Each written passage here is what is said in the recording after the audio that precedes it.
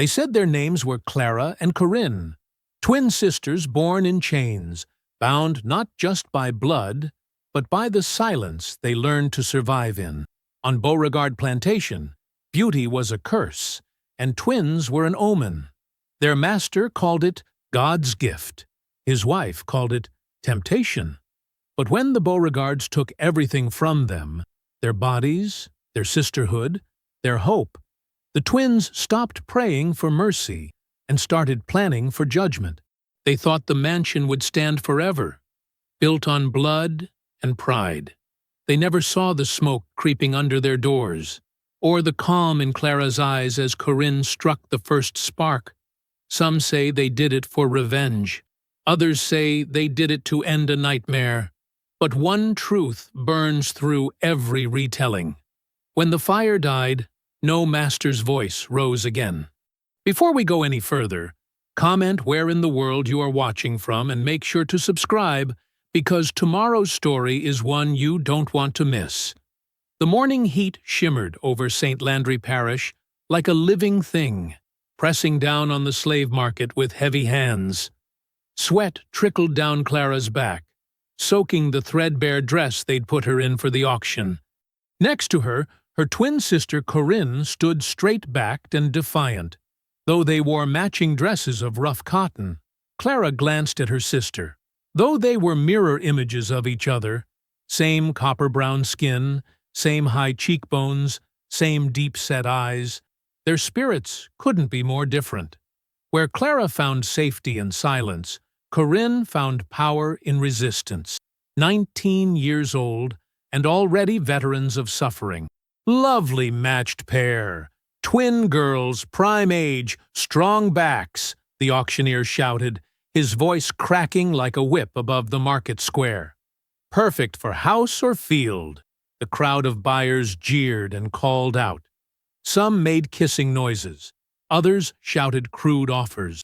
Clara kept her eyes down, counting the wooden planks beneath her feet. 19, 20, 21. Anything to block out the hungry stares. 500, called a voice from the back. 600, countered another. Clara risked a glance up. The bidding men were a blur of white faces and fine suits, fanning themselves in the morning heat. All except one. A tall man with silver at his temples stood apart from the others. He watched them with cold, calculating eyes, as if measuring their worth down to the ounce. 800 for the pair, he said, his voice quiet, but carrying across the suddenly silent square. The auctioneer's face split into a greedy smile. 800 from Master Beauregard? Any advance on 800? No one spoke. The man, Master Beauregard, stepped forward. Next to him stood a shorter, stockier man, with a scar running from eye to jaw. This second man leaned in close, whispering something that made Beauregard nod. Sold! The gavel came down with a crack that made Clara jump. Sold to Master Silas Beauregard of Beauregard Estate. Fine specimens, said the scarred man, circling Clara and Corinne like a hungry dog. Identical in every way that matters. Indeed, Crow, Beauregard replied. Have them inspected before we pay. The man called Crow. The overseer, Clara realized, nodded to two assistants who stepped forward. These were women who worked for the auction house, checking new purchases for hidden illness or injury that might lower their value. Open, one woman ordered, grabbing Clara's jaw. Clara obediently opened her mouth, enduring fingers that poked at her teeth and gums. The woman then examined her hands, turning them over to check for scars or missing fingers. When they moved to Corinne, Clara held her breath. Her sister had a wild streak that had earned them both beatings before. But today, Corinne stood still, allowing the inspection without protest. Only Clara noticed the slight movement as Corinne's fingers worked at the hem of her head wrap, tucking something inside, a shard of glass. Clara had seen her sister pick it up from the ground that morning and hide it. Now it was safely concealed where the inspectors never looked. They'll do, the scarred overseer said. Get them in the wagon with the others. Rough hands pushed them down from the auction block and across the dusty square to a waiting wagon. Already sitting inside was a young girl, no more than 12, her thin arms wrapped around her knees. "Move over," Crow ordered, shoving Clara and Corinne into the wagon bed beside the child. The girl looked up with wide, terrified eyes. "Where are they taking us?" she whispered once Crow had moved away to speak with Beauregard. "Hush now," Clara said softly, putting a gentle arm around the girl's shoulders. "What's your name?" "Letty," the child sniffled. "I'm Clara. This is my sister Corinne. We'll look after you." Corinne leaned in close, her voice barely audible over the creak of the wagon as it started moving. "Don't worry, Letty. We won't be staying long. First chance we get, we're running." "Corinne," Clara warned. "What?" Her twin's eyes flashed. "You think I'm going to let them work us to death? Or worse?" The wagon rumbled out of town, heading south. The sun climbed higher, beating down on them through the thin canvas cover. No one spoke. Even Corinne fell silent as the miles passed, each turn of the wheels carrying them further from everything they'd known. They traveled all day, stopping only once for the driver to water the horses. When darkness fell, they kept moving. Clara dozed fitfully, waking whenever the wagon hit a rut in the road. Beside her, Letty slept with her head in Clara's lap. Tears dried on her dirty cheeks. Corinne stayed awake, watching the stars through gaps in the canvas. As the first gray light of dawn broke across the eastern sky, the wagon slowed. Clara blinked awake, stiff and sore from the long journey. They were passing through tall iron gates, the metal twisted into elaborate shapes. "Beauregard Estate, founded 1832, Corinne read aloud, squinting at the words worked into the iron. The wagon rolled down a long drive lined with oak trees. Ahead, a large white house rose like a ghost in the morning mist. But it wasn't the house that made Clara's blood run cold. From somewhere to their left, beyond a row of long, low buildings that looked like barns, came the unmistakable sound of an infant crying. Then another joined it, and another, until the dawn air filled with the wailing of many babies. Letty stirred in Clara's lap. "What's that noise?" she asked sleepily. Before Clara could answer, Corinne's fingers dug into her arm, her sister's face gone pale beneath her brown skin. "Those are babies," Corinne whispered. "Why are there so many babies in barns?" The wagon stopped before a cluster of low wooden buildings. Clara helped Letty down, her legs stiff from the long journey. Corinne jumped down beside them, her eyes darting around, taking in every detail of their new prison. "Move along," Crow ordered, prodding them with a short whip. "Mistress Ruth is waiting to process you." They shuffled across a dirt yard, past women with swollen bellies who paused in their work to watch the newcomers. Some carried water buckets, others hung washing on lines strung between posts. All wore the same blank expression that Clara had seen on slaves who had given up hope. "Why are they all—" Letty's question trailed off as she stared at a row of pregnant women bent over a garden patch, pulling weeds despite their condition.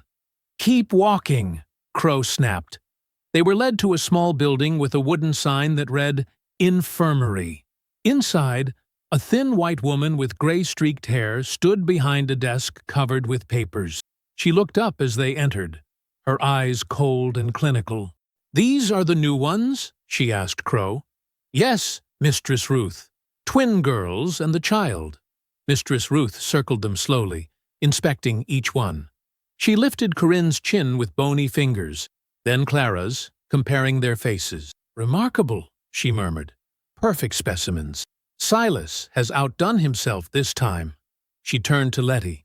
"This one's too young. Put her with the house staff." "No!" Clara reached for Letty's hand, but Crow stepped between them. "You don't decide anything here," Mistress Ruth said sharply.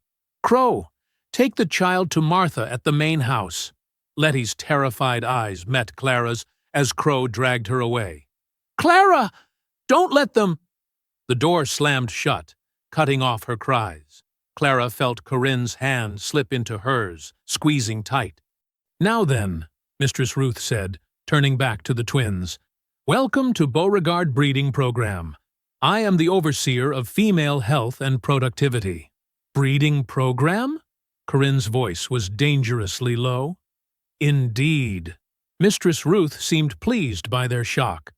"Beauregard Estate produces the finest slaves in Louisiana, strong, healthy, and, in your case, exceptionally appealing to buyers who want house slaves with certain qualities." Clara felt sick. The crying babies, the pregnant women, it all made horrible sense now. "Let me show you to your quarters," Mistress Ruth continued, as if she were welcoming guests.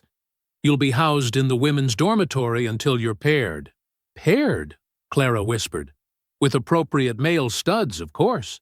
Master Beauregard selects the matches himself to ensure quality offspring. They followed her outside and across the yard to a long building with small windows set high in the walls. Inside, rows of narrow cots lined both walls, each with a thin straw mattress and single blanket. "You'll sleep here," Mistress Ruth indicated 2 empty cots near the back. "Meals are at the bell. Work assignments begin tomorrow." As she turned to leave, an older woman approached from the shadows at the far end of the room. She moved with quiet dignity despite her ragged dress. "Mistress Ruth," she said, her voice low and melodious, "I can help the new ones settle in." Ruth nodded curtly. "Very well, Amara. See that they understand the rules." She left, the door closing firmly behind her. The woman, Amara, waited until the footsteps faded before speaking. "So you're the twins everyone's talking about?" Her eyes were kind, but tired. "I'm sorry you're here." "What is this place?" Clara asked, though she already feared the answer. Amara sighed, sitting down on the nearest cot. "It's exactly what she said. A breeding farm. They pair us with men to make babies, then sell them once they're weaned." She touched a small scar at her throat. "I've birthed 7 children here. Never got to keep a single one." Corinne's fists clenched. "I won't do it. I'd rather die." "Many have tried that route," Amara said softly. "The cemetery behind the north field is full of women who fought back." "Then what do we do?" Clara asked. "For now, you survive." Amara stood as a bell began to ring somewhere outside. "That's the meal bell. Come, I'll show you." They followed her to a large outdoor kitchen where women lined up with wooden bowls. The food was a thin gruel with small bits of cornbread floating in it. Clara forced herself to eat, knowing she would need strength. As they ate, Amara explained the routine in hushed tones. Morning bell at dawn. Work in the fields or kitchens all day. Evening meal at sunset. Then, she hesitated. "Then what?" Corinne demanded. "Then the pairings," Amara said, looking away. "Every night, those chosen are sent to the cabins behind the barn. A man will be waiting. You're expected to cooperate." Clara felt her stomach turn. Beside her, Corinne had gone very still. "And if we don't cooperate?" Corinne asked, her voice flat. "Crow and his whip will persuade you," Amara replied. "Or they'll threaten someone you care about." She nodded toward Clara. "That's why twins are valuable here. Built-in leverage." Later, as the sun began to set, they saw Master Beauregard walking through the yard with Crow. He stopped to inspect several of the pregnant women, placing his hand on their bellies as if checking ripening fruit. When he reached the area where Clara and Corinne were sorting dried beans, his pale eyes lingered on them. Clara lowered her gaze, fighting the urge to shrink away. Corinne met his stare boldly until Crow noticed and stepped toward her menacingly. "Those two need cleaning up before processing," Beauregard said to Crow, but his eyes never left Corinne. "I have special plans for them." "Yes, Master," Crow replied with a knowing smile that made Clara's skin crawl. After they had gone, Amara whispered, "Be careful around him. His special plans are never good." Night fell over Beauregard Estate, bringing no relief from the day's horrors. Clara lay on her hard cot, listening to the breathing of 24 women around her. Some cried silently.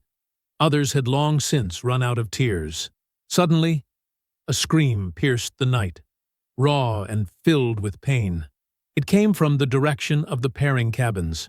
Clara sat up, her heart pounding. Across the narrow aisle, Corinne was already awake, her eyes gleaming in the darkness. "I won't let them do that to us," Corinne whispered, reaching up to touch her head wrap where the glass shard was hidden. "I swear by our mother's grave, I'll kill any man who tries." The screams continued, growing weaker, then stopping altogether. In the terrible silence that followed, Clara watched her sister's fingers tighten around the hidden weapon and knew that Corinne meant every word. 2 days later, the morning air hung thick and heavy like a wet blanket. Sweat trickled down Clara's back as she scrubbed the wooden planks of the veranda. Beside her, Corinne worked in angry silence, her brush strokes quick and hard against the wood. Master Beauregard sat in a wicker chair just feet away, watching them. He sipped lemonade, the ice cubes clinking against the glass while they labored in the heat. His gaze moved between them, studying their identical features with unsettling interest. "Remarkable," he murmured, more to himself than to them. "God's handiwork, duplicated perfectly." Clara kept her eyes down, focusing on the wet boards beneath her hands. She'd learned quickly that looking up invited attention, and attention from the master was never good. Corinne scrubbed harder, her knuckles white around the brush handle. Clara could feel her sister's rage building with each passing minute under Beauregard's watchful eye. "Stand up, both of you!" he commanded suddenly. They rose, dripping rags in hand, eyes carefully lowered. "Look at me," he said. Clara raised her eyes reluctantly. Beside her, Corinne did the same, though Clara could sense the defiance in her sister's posture.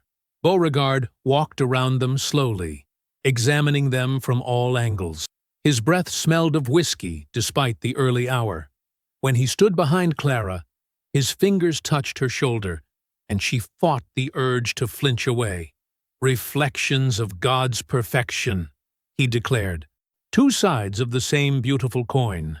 He returned to stand before them, his pale eyes gleaming with something that made Clara's stomach tighten with dread. "Tonight," he announced, "you will dine in the big house. I have guests arriving, important men from New Orleans. They should see the quality of Beauregard stock." Clara's heart sank.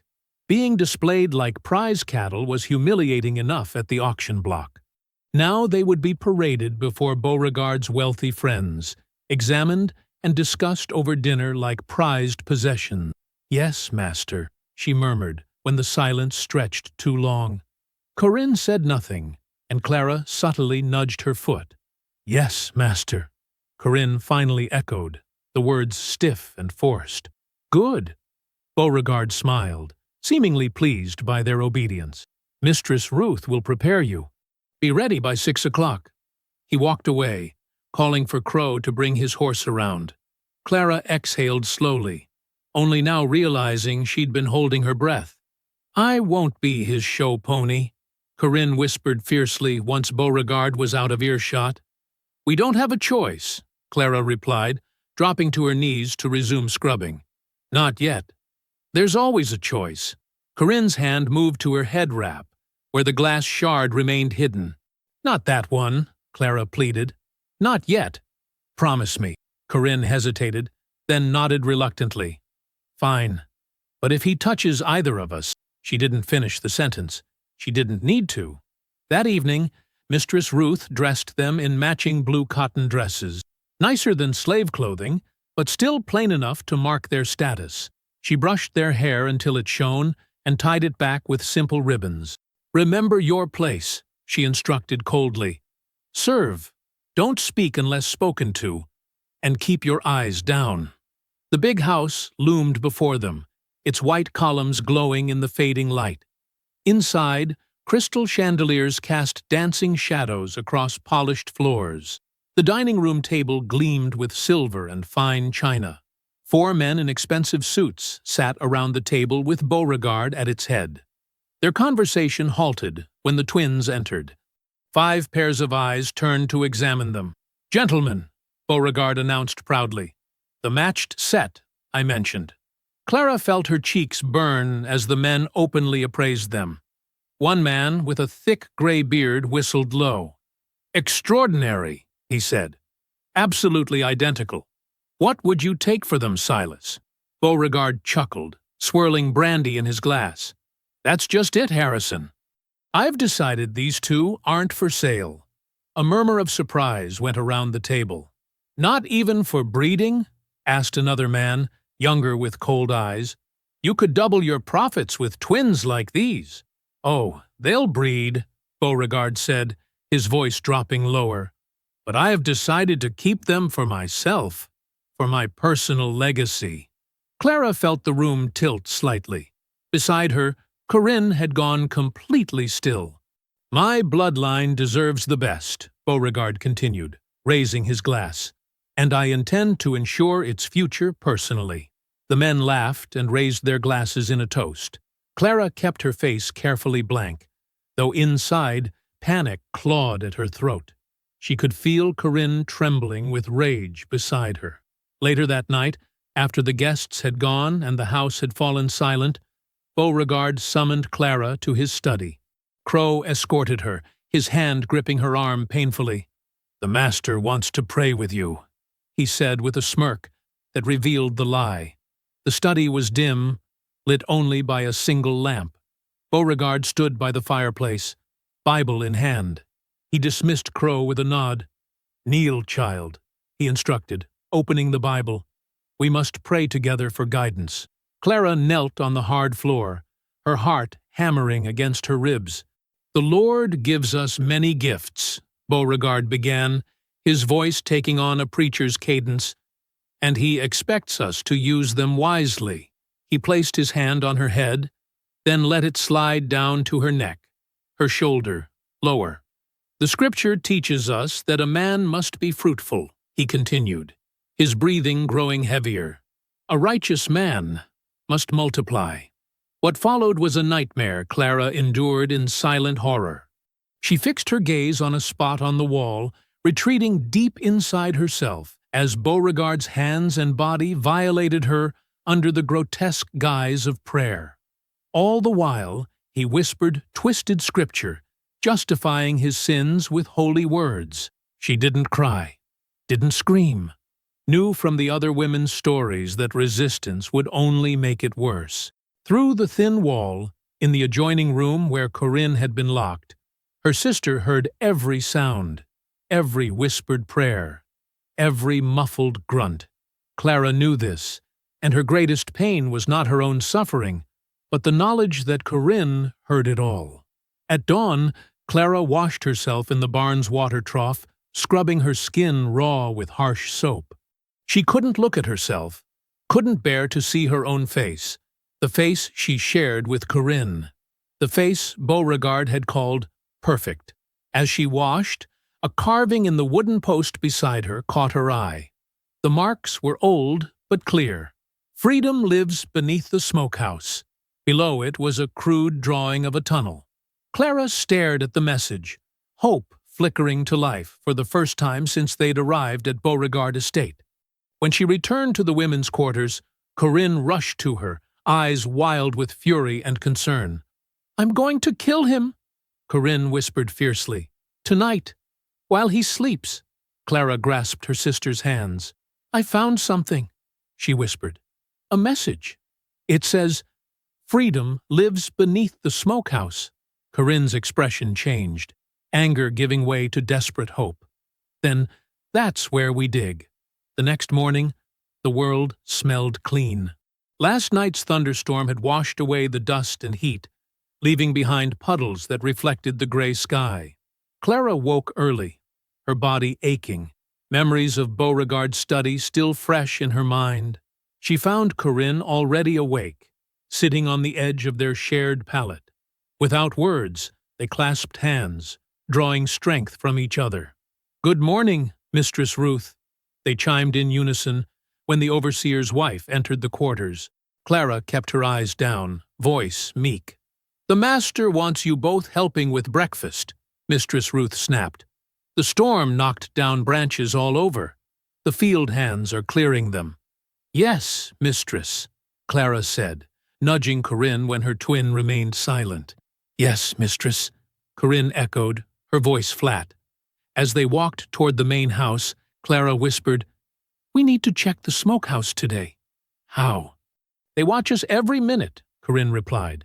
"We act perfect, obedient. Make them trust us." Corinne's laugh was bitter. "You think that monster will ever trust us?" "Not him.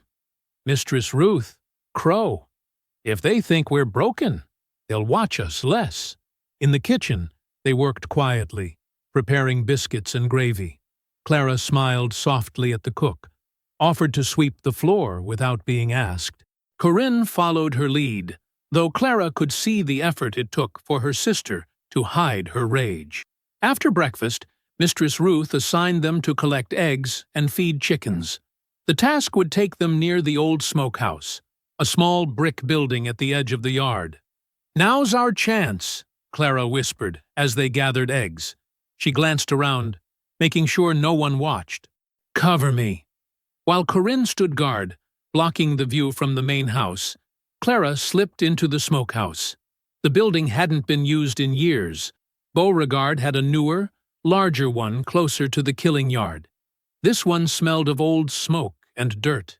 Clara ran her hands along the earthen floor, searching for signs of disturbance. In the corner, behind an old barrel, she found it, a section of floor that felt different, softer. She dug with her fingers until they hit wood. "Corinne," she hissed. "Come quick." Corinne slipped inside, closing the door behind her. "What is it?" "Look." Clara lifted a wooden board, revealing a small pit beneath. It was barely big enough for a person to fit through. "It's collapsed," Corinne said, disappointed. The tunnel extended only a few feet before a cave-in blocked the path. Clara lowered herself into the hole, digging at the packed earth with her hands. "Someone started this. Someone named Jonas." "How do you know his name?" "It's carved here, on the board." Clara pointed to crude letters etched into the wood. "Jonas, 1850. 7 years ago," Corinne whispered. "What happened to him?" A voice from outside made them freeze. "Clara? Corinne? Where are you girls?" It was Amara. Clara quickly replaced the board and climbed out. They slipped from the smokehouse just as Amara rounded the corner. "There you are," Amara said, her eyes narrowing with suspicion. "Mistress Ruth is looking for you. What were you doing in there?" Clara opened her mouth to lie, but something in Amara's eyes stopped her. "We found something," she admitted quietly. "A tunnel. Someone tried to escape." Amara's face hardened. "Jonas. They caught him 3 miles out. Hanged him by the oak tree."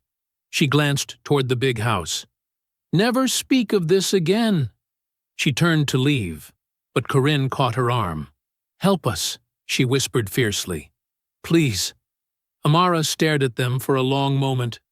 "Meet me tonight at the chicken coop, after the last bell." That night, they slipped from their pallets after the quarters fell silent.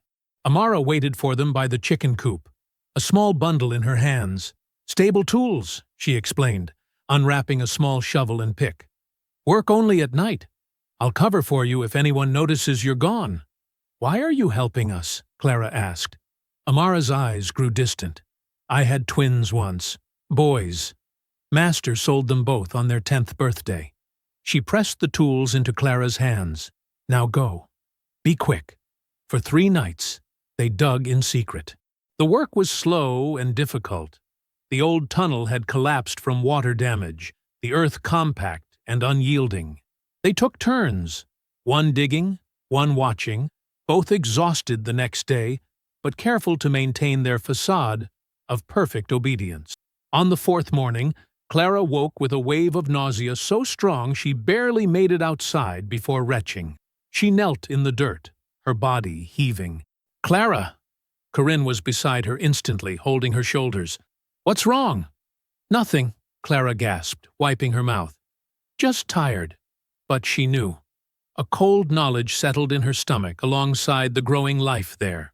Beauregard's seed had taken root. She said nothing to Corinne. Not yet.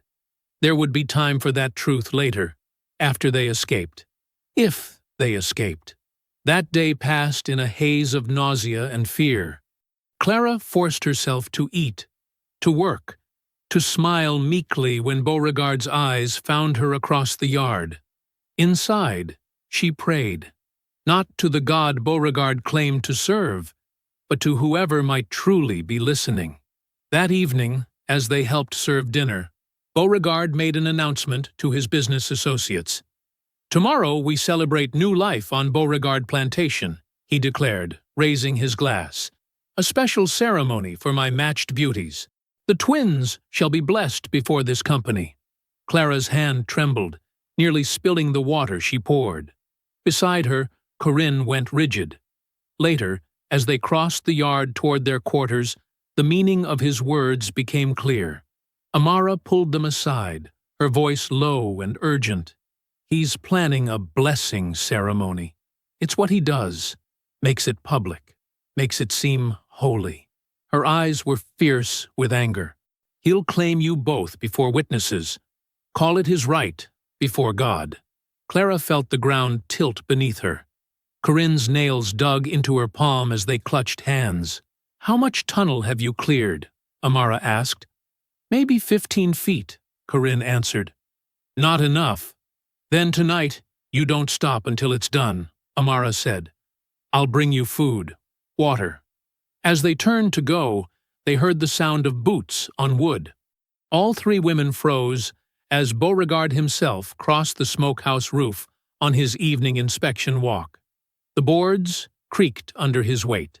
"Tomorrow," his voice drifted down to them as he spoke to Crow walking beside him, "we celebrate new life. The twins shall be blessed." The women stood silent until the footsteps faded. Then Corinne turned to Clara, her face set with deadly determination. "We dig until our hands bleed," she whispered, "or we die trying." The next evening, the Beauregard plantation glowed with lantern light. Carriages lined the curved driveway, wheels sinking into mud from yesterday's rain. Inside the great house, candles flickered in silver holders, casting shadows across the faces of wealthy planters and their wives. Clara stood in the kitchen, her hands shaking as she arranged sweet cakes on a silver tray. Her stomach churned. From fear or the new life growing inside her, she couldn't tell. "Stand straight," Mistress Ruth hissed, yanking at the back of Clara's new dress. White cotton, clean but coarse, meant to look pure and virginal. "Master Beauregard wants you both presentable." Corinne stood nearby, dressed identically. Her face was a perfect mask of submission, eyes downcast, but Clara knew her sister's mind raced behind that calm exterior. This morning, they'd completed the tunnel, 30 feet of narrow passage leading past the property line to a shallow creek bed. Tonight would be their only chance to use it. "The ceremony begins in 15 minutes, Mistress Ruth said. "Finish the trays, then wait in the sitting room until called." When she left, Amara slipped into the kitchen.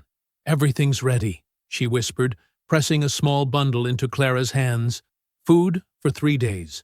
I've told the others. When it starts, we'll move." Clara nodded, tucking the bundle into her apron pocket. "Thank you." "Don't thank me yet," Amara replied grimly. "Just survive." From the main hall came the sound of Beauregard's booming voice welcoming his guests. "Friends and neighbors, tonight we celebrate prosperity and purpose." Mistress Ruth returned, ushering the twins into the sitting room where they were to wait. The room was empty except for Crow, who guarded the door, pistol visible at his hip. His eyes lingered on them with open hunger. "You two clean up nice," he said, voice low. "Shame about tonight. After the master's done, maybe he'll share." Corinne's hand found Clara's, squeezing until it hurt. The clock ticked. Laughter and conversation drifted through the walls. Finally, the sitting room door opened, and Beauregard himself entered, resplendent in a white linen suit. "My treasures," he said, eyes gleaming. "Time to receive God's blessing." He led them into the great hall, where 30 guests fell silent at their entrance. Men in fine suits and women in silk dresses stared openly at the twins. On a table at the center of the room stood silver pitchers of wine and a large Bible. Beauregard placed the sisters on either side of him, his hands heavy on their shoulders. "My friends," he announced, "tonight we witness the sacred duty of stewardship. The Lord gives us dominion over our property and commands us to be fruitful." Murmurs of approval rippled through the crowd. Clara kept her eyes on the floor, feeling the weight of dozens of gazes. Beside her, Corinne stood perfectly still. "The Southern way depends on strong bloodlines," Beauregard continued, reaching for his wine glass. "Tonight, I claim these perfect specimens for the prosperity of the Southern seed." He raised his glass in toast. The guests followed suit. "To prosperity," they echoed. Beauregard turned to Clara first, his fingers brushing her cheek. "So gentle," he murmured. Then to Corinne, "And you," finally learning obedience. Corinne lifted her gaze to his, her eyes suddenly alive with fire. "Yes, master," she said, voice honeyed with false submission. "I've learned much." She reached up, as if to adjust her head wrap, a seemingly innocent gesture. Clara saw her sister's fingers move to the hidden fold where the glass shard waited. "What lesson matters most?" Beauregard asked, pleased by her apparent surrender. Corinne's smile was terrible and beautiful. "That all masters bleed," she whispered, and in one fluid motion pulled the glass shard from her wrap and slashed it across Beauregard's exposed throat. Blood sprayed in an arc across Corinne's white dress. Beauregard's eyes widened in shock, his hands flying to his neck as crimson poured between his fingers. Screams erupted. Crow drew his pistol and fired wildly. The bullet shattered a kerosene lamp, sending flames up the heavy curtains. "Run!" Clara shouted, grabbing Corinne's arm. They dashed toward the kitchen as chaos exploded behind them. Crow fired again, the bullet splintering the door frame as they passed through. The kitchen was empty. Amara had already begun freeing the others. "The keys!" Corinne gasped, pulling Clara toward a hook by the back door where Crow kept the storeroom keys. Clara snatched them, then followed Corinne into the night. Behind them, orange flames licked at the windows of the great house. Screams and shouts filled the air as guests fled into the yard. Through the smoke, Clara glimpsed movement at the side of the house. Another overseer, dragging Crow's bloodied form away from the flames. Crow's face was burned, his clothes smoldering, but he was alive. "No time!" Corinne hissed, pulling her toward the smokehouse. They ran across the open yard, hearts hammering. Twice they dodged into shadows as panicked house slaves and guests ran past. The commotion worked in their favor. No one noticed two identical figures slipping into the old smokehouse. Inside, Clara pulled up the loose floorboard, revealing the narrow tunnel they'd spent days digging. "You first," she told Corinne. Corinne squeezed into the dark hole, then turned to help Clara down. Together they crawled through the cramped passage, dirt falling into their eyes and hair. Clara's breath came in sharp gasps, the small space closing in around her. "Keep moving," Corinne urged from ahead. After what seemed like hours, they emerged into the creek bed. Rain had begun to fall again, fat drops hissing on the leaves. They scrambled up the bank and into the trees, the wilderness of the Louisiana bayou opening before them. "This way," Clara whispered, pointing toward the sound of running water. They had to reach the river before dawn. Behind them, the Beauregard plantation burned against the night sky. Through a break in the trees, they caught one last glimpse of the great house. Flames silhouetted figures running in panic. In the center of the chaos stood what remained of Silas Beauregard, his once white suit now stained crimson in the firelight. Then the twins turned away, disappearing into the stormy bayou, the taste of freedom sharp and unfamiliar on their tongues. Early dawn painted the sky in weak gray light as Clara and Corinne pushed through knee-deep swamp water. Hours had passed since their escape from the burning plantation, but safety remained a distant hope. Every splash of their feet seemed thunderous in the morning stillness. "Listen," Corinne whispered, freezing in place. The distant baying of hounds carried across the water. Clara's heart hammered against her ribs. "They've brought the dogs," she said, her voice barely audible. Corinne gripped her sister's hand. "This way." They veered left, moving deeper into the bayou where cypress trees rose like ancient guardians from the murky water. Spanish moss hung in gray curtains, brushing their faces as they passed. The water grew deeper, reaching their thighs, slowing their progress. The barking grew louder. "We're leaving a scent trail," Clara whispered. Her legs trembled with exhaustion, and sweat poured down her face despite the morning chill. Corinne scanned the area, desperate for an option. 20 yards ahead, a massive cypress had toppled across the water, creating a hollow space beneath its rotting trunk. "There," she pointed. "Under the log." They splashed forward, movements clumsy with fear and fatigue. The fallen tree was enormous, its trunk wider than a man was tall. Decades of rot had hollowed portions of its underside, creating a cramped shelter just above the waterline. "Crawl in," Corinne urged, helping Clara squeeze into the tight space. Clara pressed herself against the damp wood, making room for her sister. The hollow smelled of decay and mud. Tiny insects skittered across her skin, but she didn't dare move to brush them away.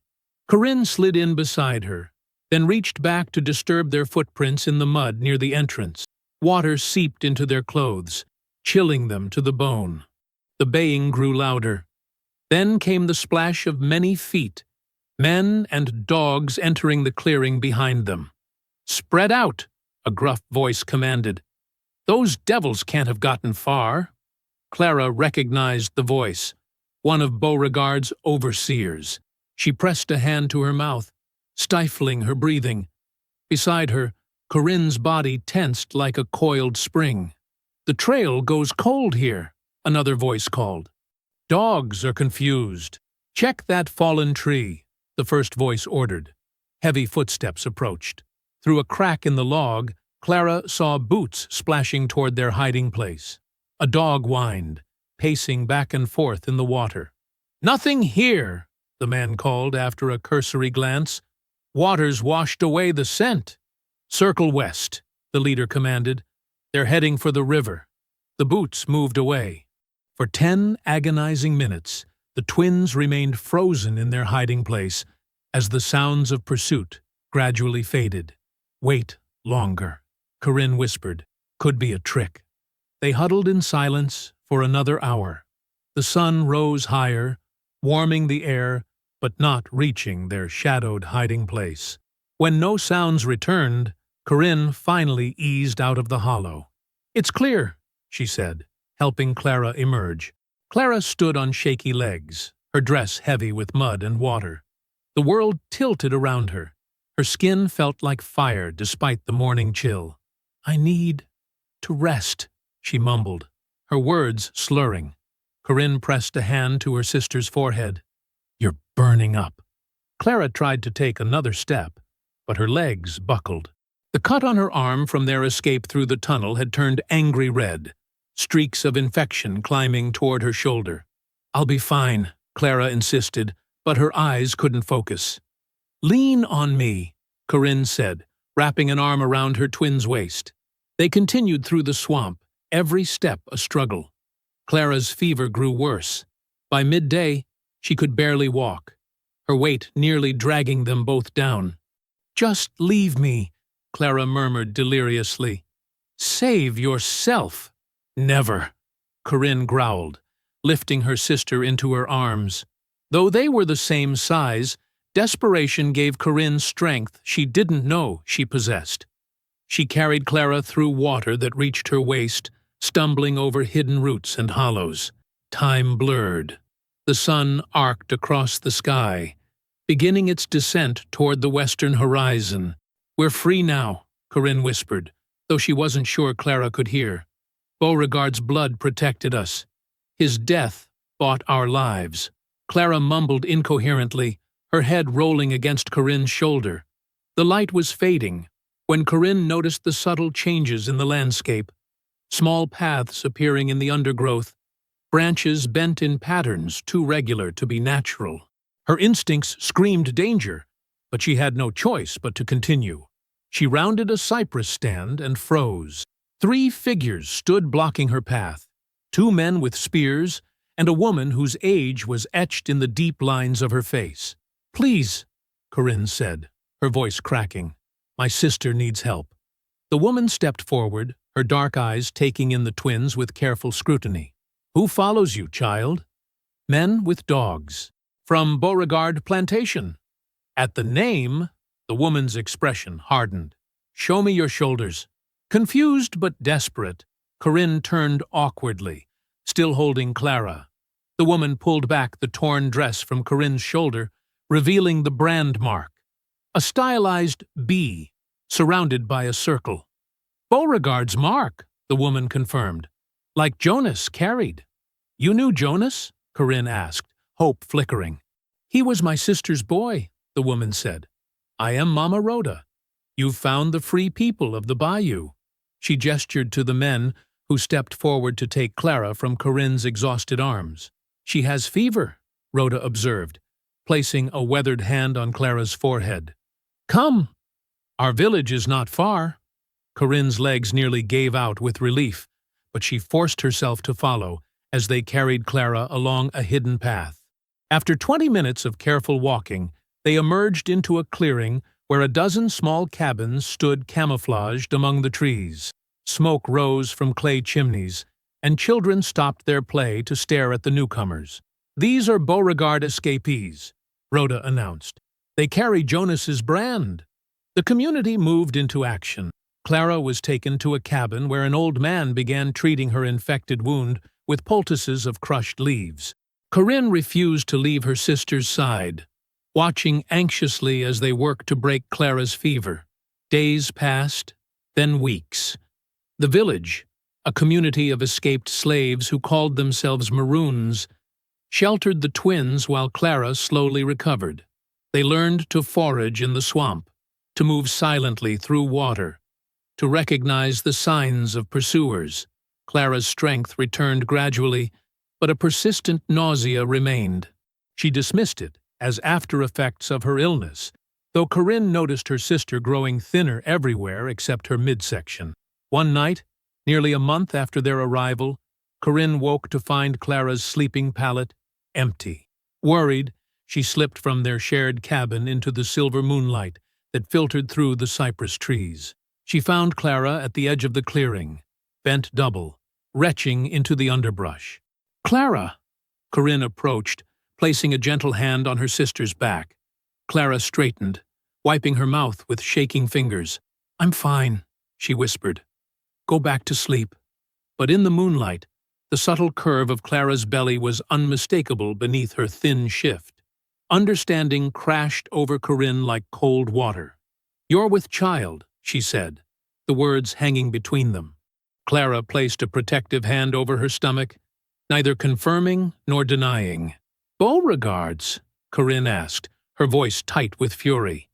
Clara nodded once, unable to meet her sister's eyes.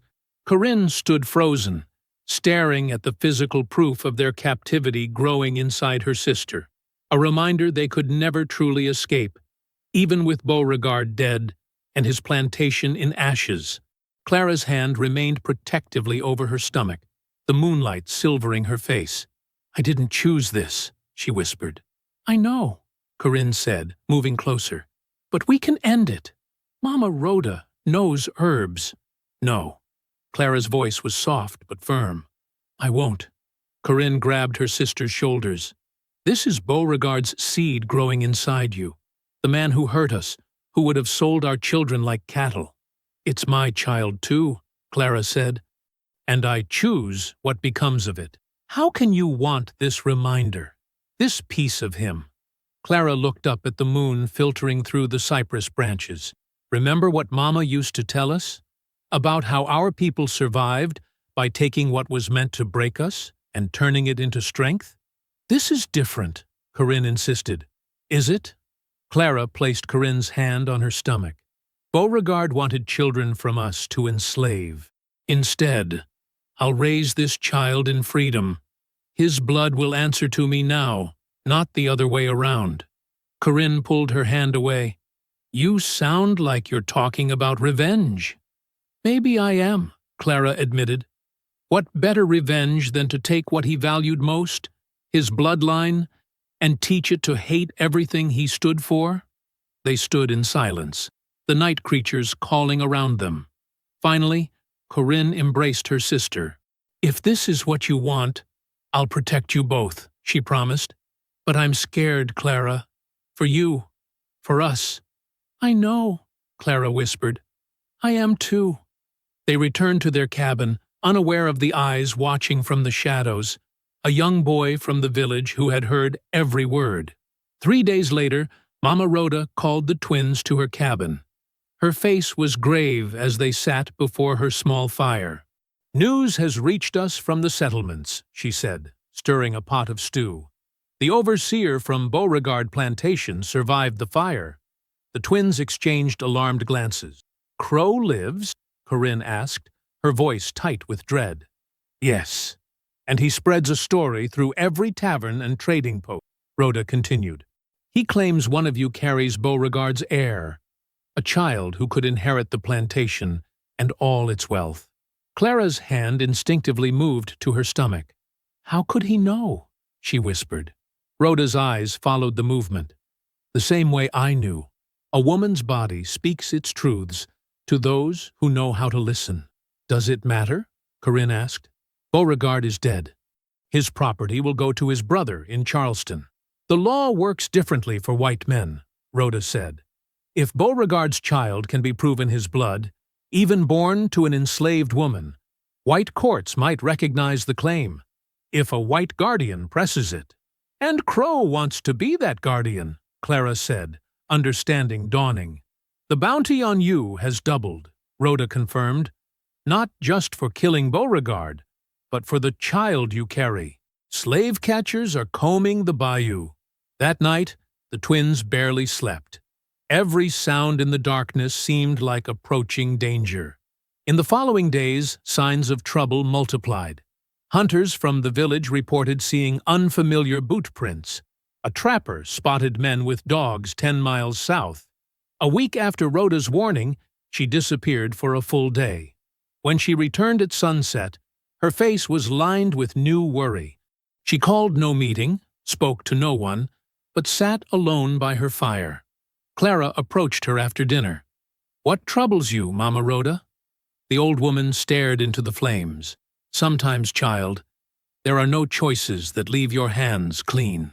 Before Clara could ask what she meant, a distant whistle sounded from the perimeter, the village warning signal.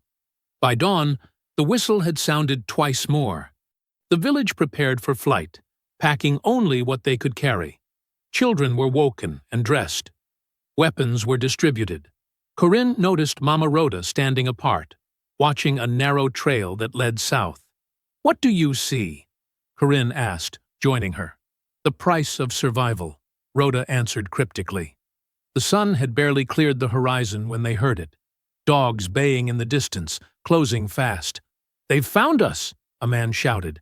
Panic rippled through the village. Parents grabbed children.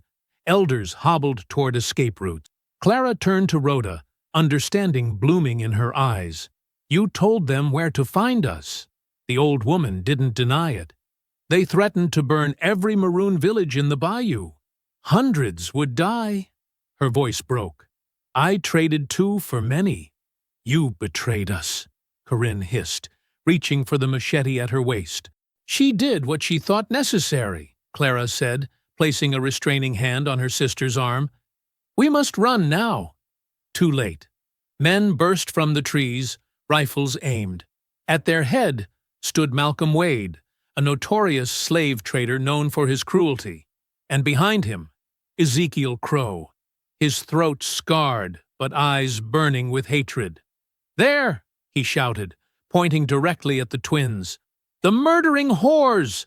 Chaos erupted. Some villagers fled, others fought.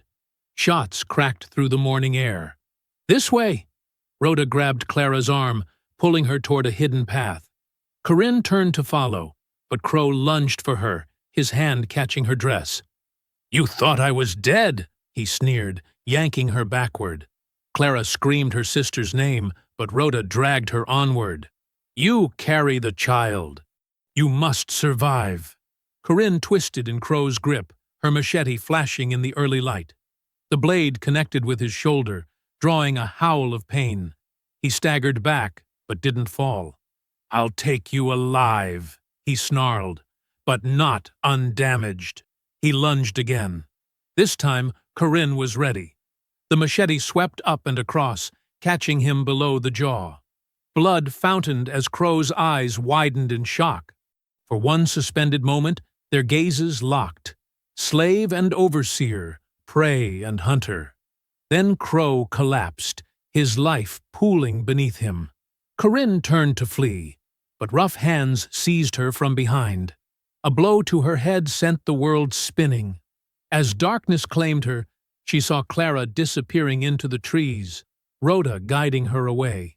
Clara ran until her lungs burned, Rhoda pulling her through hidden paths only the Maroons knew. Behind them, flames began to climb into the dawn sky, the village burning. "Here," Rhoda gasped, stopping beside a small creek where an overturned canoe lay half buried in mud. "Hide beneath. Wade's men will search, but they'll follow the main group north." "What about you?" Clara asked, her voice breaking. "What about Corinne?" "I cannot undo my choice," Rhoda said, tears streaming down her weathered face. "But I can help you live." She pressed a small pouch into Clara's hands. "Medicine for your journey." Distant shouts spurred them to action. Clara squeezed under the canoe, pressing herself into the wet earth. "Head west when it's safe," Rhoda whispered. "Find the cabin with the blue door." Then she was gone, deliberately leaving obvious tracks leading away from Clara's hiding place. From her sanctuary beneath the canoe, Clara watched orange flames devour the only safe place they'd known since escaping. The acrid smoke carried screams and the crack of gunfire.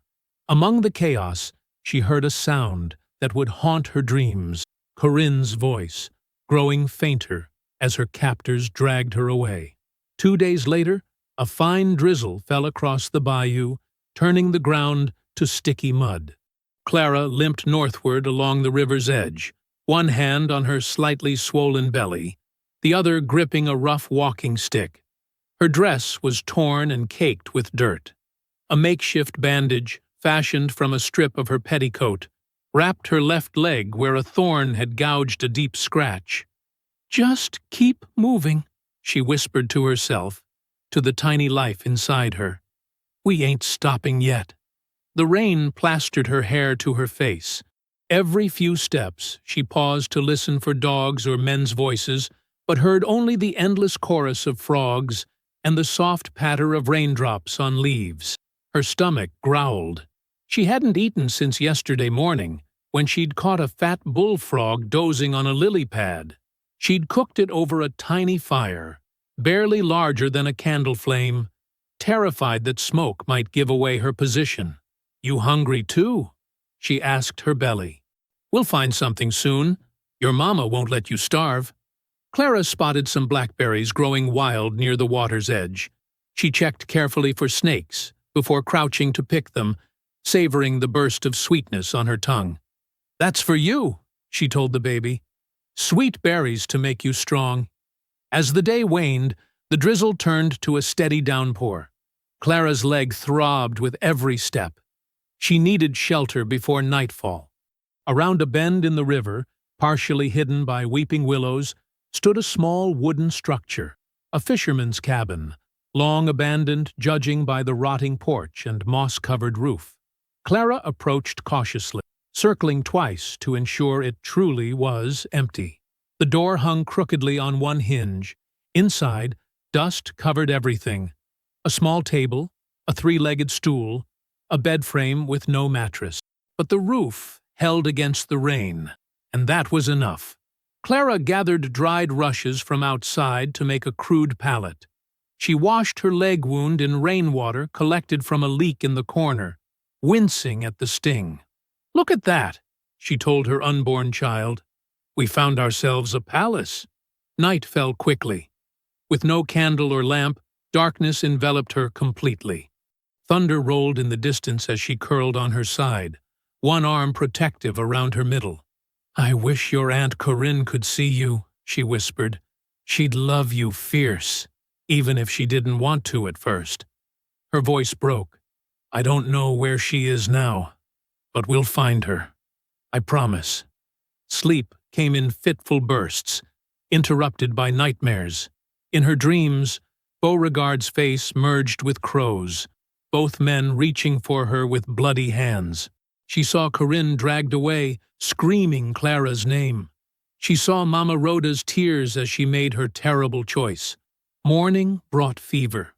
Clara's leg had swollen, angry red lines spreading from the wound. She lay shivering despite the humid air, drifting in and out of consciousness. "Stay with me," she murmured to her belly. "We ain't done yet." Later, hours or days, she couldn't tell, Clara dragged herself to the river's edge to drink. The cool water against her parched lips revived her slightly. She dunked her head under, trying to clear the fog from her mind. But weakness overtook her.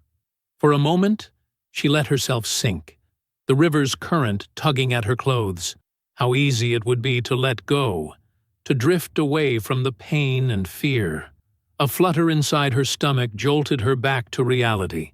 The baby, moving for the first time. Clara broke the surface with a desperate gasp, clawing her way back to the muddy bank. "I'm sorry," she choked out between sobs.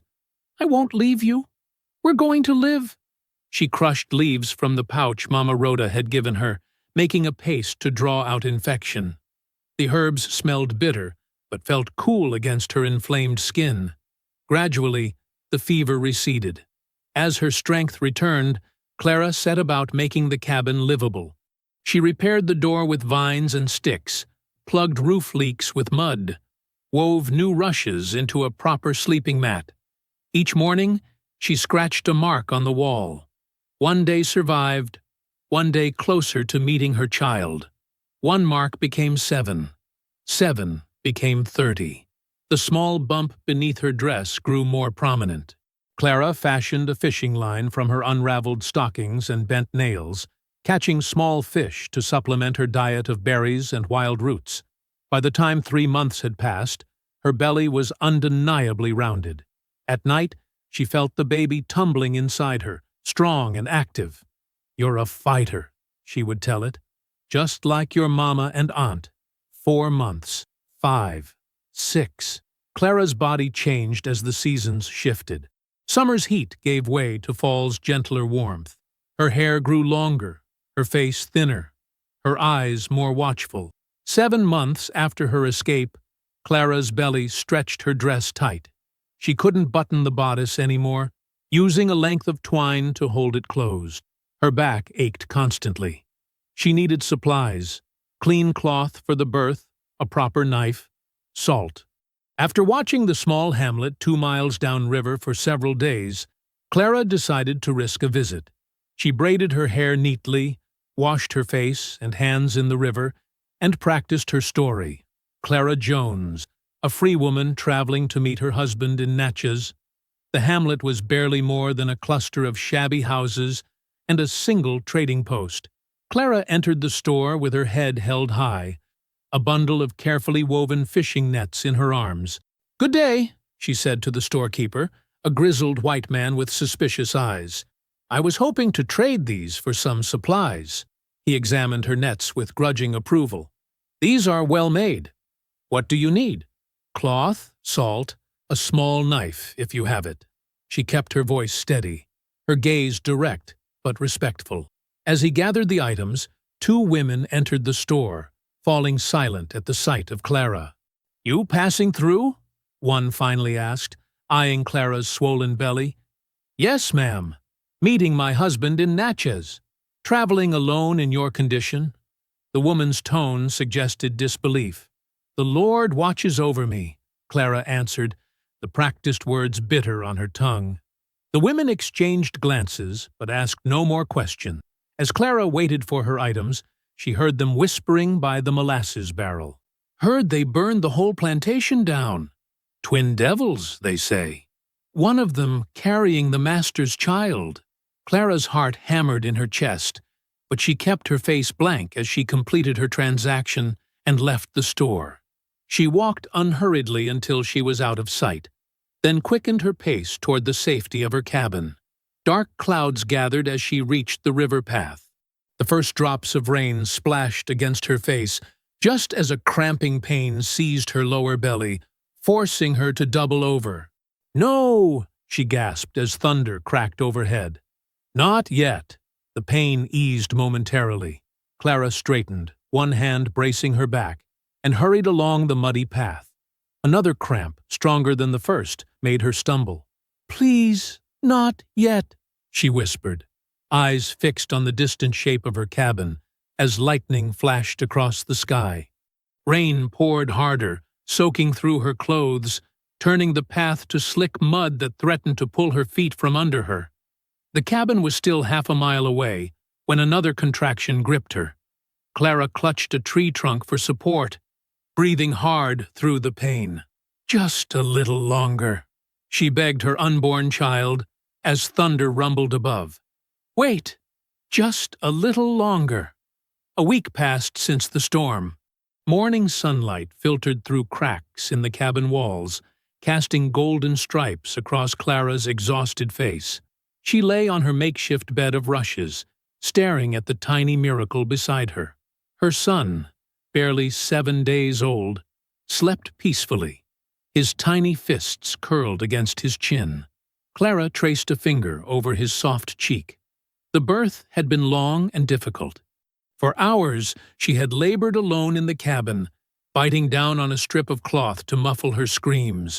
When the baby finally emerged into her trembling hands, she'd nearly collapsed from exhaustion. "Look at you," she whispered. "So perfect." The boy's eyelids fluttered open, revealing eyes the color of storm clouds, the exact same shade of gray as Beauregard's. Clara's heart twisted at the resemblance, but she felt no hatred when she looked at her son. Whatever blood ran in his veins, he was hers. She had carried him, birthed him, loved him even before she saw his face. "You need a name," she told him softly. "A strong name, a free name." She thought of the tunnel beneath the smokehouse, of the man who had dug it, seeking liberty. Though he had been caught, his spirit had lived on through that passage, the very passage that had given her and Corinne hope. "Jonas," she decided. "Your name is Jonas. It means dove in the Bible, a bird that flies free." The baby blinked at her, his tiny mouth opening in a yawn. Clara smiled, despite her weakness. Her body still ached from childbirth, and she knew she needed better food than the meager rations she'd been surviving on. Later that morning, she wrapped Jonas tightly in a cloth sling against her chest and made her way slowly to the riverbank. Sometimes traders passed by in boats, and she hoped to exchange her remaining nets for milk or dried meat. Fortune smiled on her. A small flatboat approached, piled with goods bound for markets upriver. The couple steering it, an older white man and his wife, eyed her cautiously but agreed to trade some dried beef and cornmeal for her finely woven nets. While the woman measured out cornmeal, she chatted freely. "You living out here all alone with that baby? These are dangerous times," she said, glancing at Jonas's face peeping from the sling. "We manage," Clara replied carefully. "Heard there's good work at that new farm down south," the woman continued.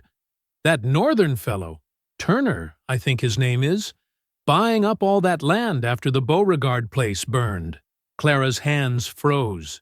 "Turner? Samuel Turner, rich man from Philadelphia, claims to be some kind of reformer, but I heard he's just as hard on his workers as any Southern master." The woman lowered her voice. "They say he's got that crazy slave girl working there. You know, one of them twins that killed old Beauregard? The wild one." Clara's heart pounded so loudly she was certain the traders could hear it.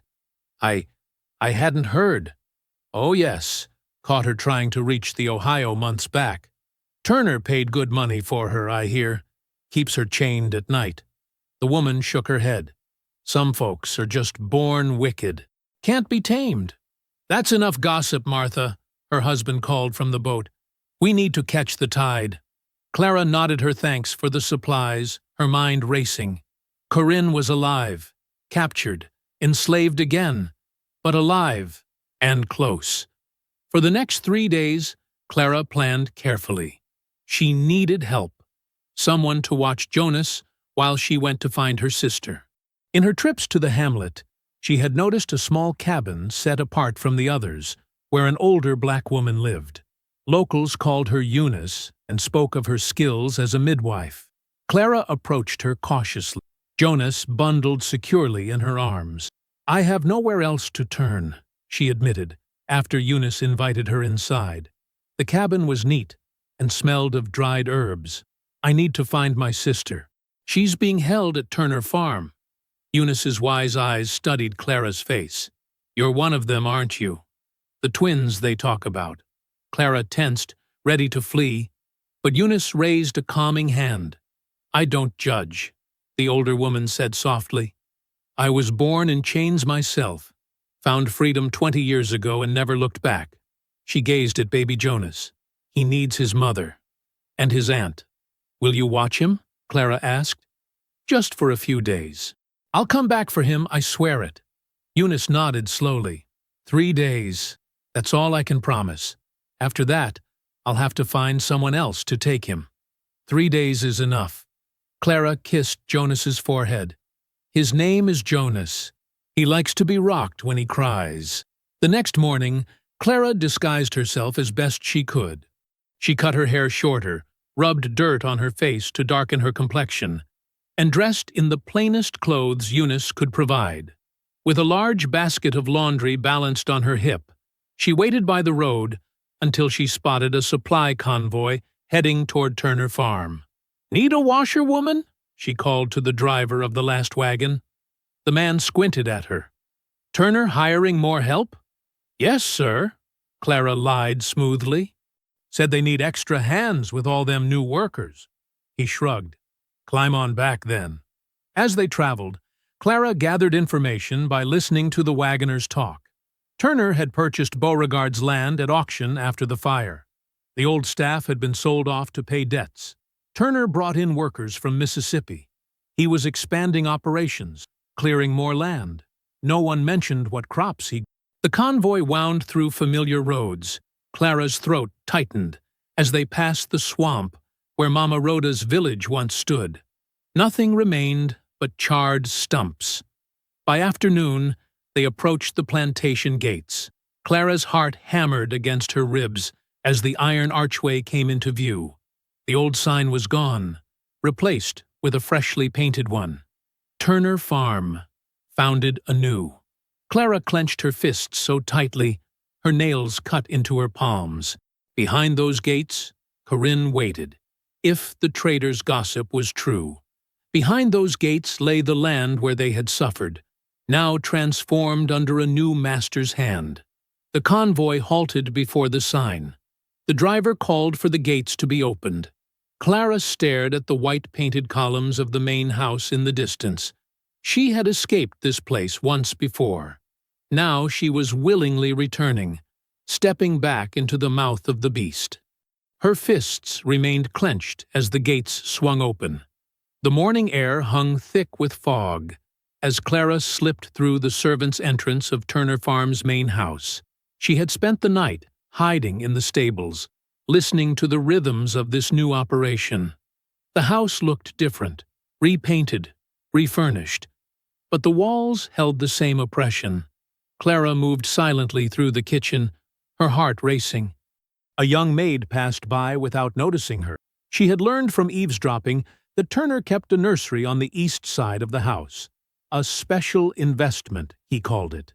Following hushed voices, she found herself outside a large room that had once been Beauregard's library. Now it bustled with activity. Through the doorway, Clara spotted several black women tending to infants in wooden cribs. And there, her breath caught, stood Corinne. Her sister looked thinner, her once bright eyes dulled by months of captivity. A thick iron bracelet encircled one ankle, attached to a short chain that allowed limited movement. Yet even in bondage, Corinne moved with purpose, cradling a crying baby with gentle hands. Clara stepped into the doorway. For a moment, no one noticed her. Then Corinne looked up, her eyes widening in disbelief. "New washerwoman," Clara announced to the room, keeping her voice steady despite her pounding heart. "Master Turner wants these linens changed." The other women barely glanced at her, too busy with their tasks. Corinne stood frozen, tears welling in her eyes. "You there," Clara said, pointing to her sister. "Show me where these go." She led Corinne to a linen closet around the corner. The moment they were alone, they fell into each other's arms, stifling sobs against each other's shoulders. "I thought you were dead," Corinne whispered fiercely. "I saw you fall." "I made it out," Clara answered, pulling back to look at her sister's face. "Corinne, I have so much to tell you." "There's no time," Corinne interrupted, wiping tears from her cheeks. "Someone will come looking. How did you get in here?" "Supply wagon." "I'm posing as a washerwoman." Clara touched the chain on her sister's ankle. "What is this place? What is Turner doing?" Corinne's face darkened. "The same evil as Beauregard, but worse. Turner calls himself an abolitionist in Philadelphia, gives speeches about freedom while running this farm." She spat the word. "He sells babies north as orphans and pockets the money. Claims he's saving them from Southern slavery while profiting from their mothers' bodies." Clara felt sick. The women in there, forced to breed, just like before. But Turner keeps better records. Says it's for scientific progress. Corinne's voice dripped with disgust. "The ledgers in his office list every birth, every sale. He has buyers up and down the river." A plan formed quickly in Clara's mind. "Those records, if we could get them—" "Destroy his whole business," Corinne finished. Her eyes, once dull, now sparked with familiar fire. "His office is locked, but I know when he leaves for town.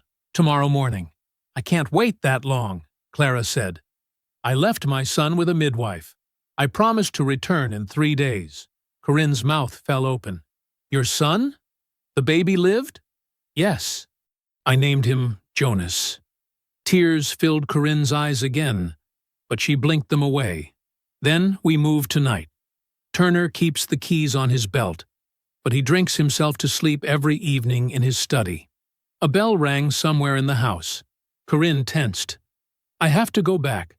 Meet me at the kitchen door after midnight." They embraced once more before Corinne hurried away, her chain rattling softly against the floor. Clara spent the day moving invisibly through the house, learning its rhythms. She noted where guards patrolled, how many workers Turner employed. By nightfall, she had stashed food from the kitchen in a small sack. The moon rose, casting silver light across the grounds. Clara crouched behind barrels near the kitchen door, waiting. At last, she heard the soft scratch of Corinne's chain dragging across the steps.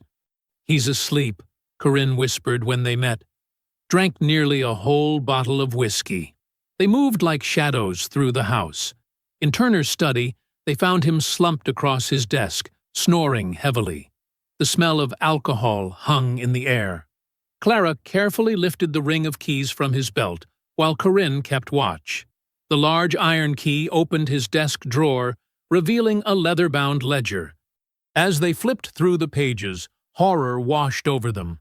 Hundreds of names, women paired with men, births recorded with prices, sales documented with cold precision. Turner's handwriting noted which pairings produced premium stock and which women could yield multiple profits. "We take this and burn it," Corinne whispered, "and everything else he's built." They gathered every ledger, every document they could find. As they turned to leave, Turner stirred. His eyes fluttered open, focusing slowly on the twins. "You," he slurred, recognition dawning through his drunken haze. "The Wild One, and her ghost." He lunged from his chair with surprising speed for a drunk man. Clara stumbled backward, but Corinne stood her ground. As Turner grabbed for her throat, she seized the iron fireplace poker from its stand. The struggle lasted only seconds. Turner's momentum carried him forward, directly onto the poker's sharpened end. His eyes widened in shock as the metal pierced his chest. Blood bubbled from his lips. "You can't! My work! Progress!" he gasped. "Your work dies with you," Corinne said coldly, watching as he collapsed to the floor. They wasted no time. Gathering the ledgers, they fled to the docks where Turner kept his shipments ready for transport. 3 small cargo boats waited, loaded with crates. Clara's stomach turned when she realized what the crates contained. Infants bound for northern markets. "Free them," she commanded, and they worked quickly to release the women and children held there. After everyone had fled, they piled the ledgers on the main dock. Clara found a lamp, broke it over the papers, and struck a match. The flame caught instantly, racing across the oil-soaked documents. "Every name, every sale, gone," Corinne whispered as they watched the fire spread to the wooden docks, then leap to the empty boats. The blaze grew, feeding on dried timber and summer heat. They pushed a small canoe into the water and climbed in, paddling hard against the current. Behind them, the fire reached the main house. An explosion rocked the night as the lamp oil storehouse caught fire. "Look," Corinne said as they rounded a bend in the river. "The past burning away." Clara dipped her paddle deeper, pushing them faster downstream. "And us, rowing toward tomorrow." I hope you found that story powerful. Leave a like on the video and subscribe so that you do not miss out on the next one. I have hand-picked 2 stories for you that are even more powerful. Have a great day!